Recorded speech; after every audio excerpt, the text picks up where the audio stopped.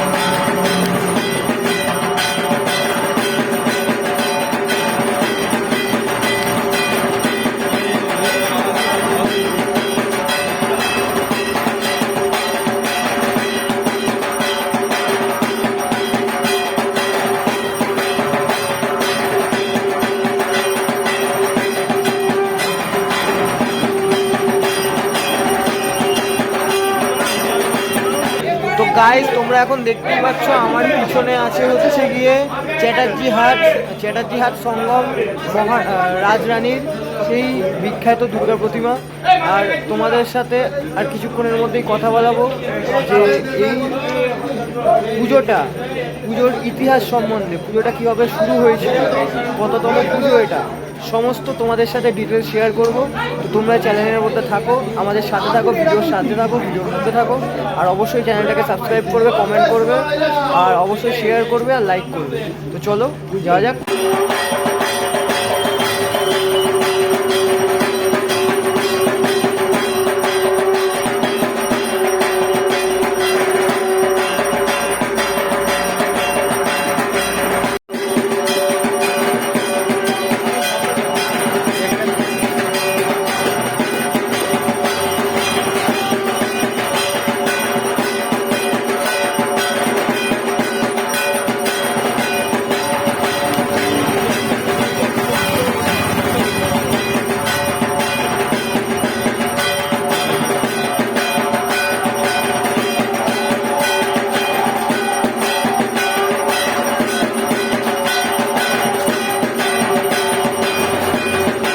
তো গাইজ, যেমন তোমরা দেখলে দুর্গা প্রতিমা এখন আসতে চলেছে। আর এই যে আমার পিছনে এখন দাঁড়িয়ে আছে সেই গাড়ি, যেই গাড়িতে করে আমাদের প্রতিমা আমাদের মণ্ডপের দিকে প্রস্থান করবেন।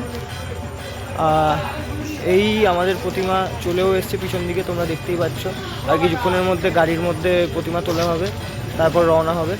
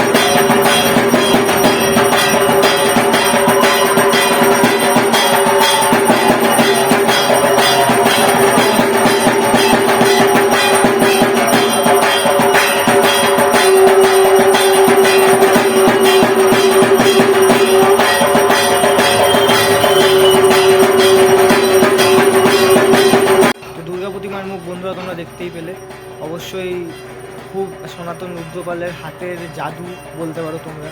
খুবই মিষ্টি মুখ, মায়ের চোখের টানটাও খুব মিষ্টি। আর এখানে মায়ের যে রূপটাকে প্রদর্শিত করা হয়েছে, মানে রণচণ্ডী রূপ যেটা ধারণ করেন মা, সেই রূপটাকে এখানে তুলে ধরা হয়েছে।